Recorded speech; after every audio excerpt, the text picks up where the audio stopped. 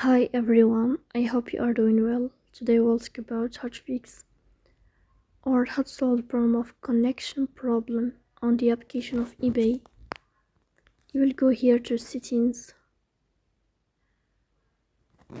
In this page you will click on apps, default apps, app settings.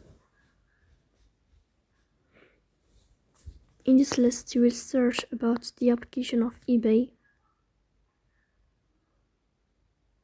Here in this window of app info you will click on first stop and you will click OK. Then you will enter to storage. Here you will click on clear cache. Then you will turn on your airplane mode and you will turn off your airplane mode again to fix that problem. So please don't forget to support us by like and subscribe.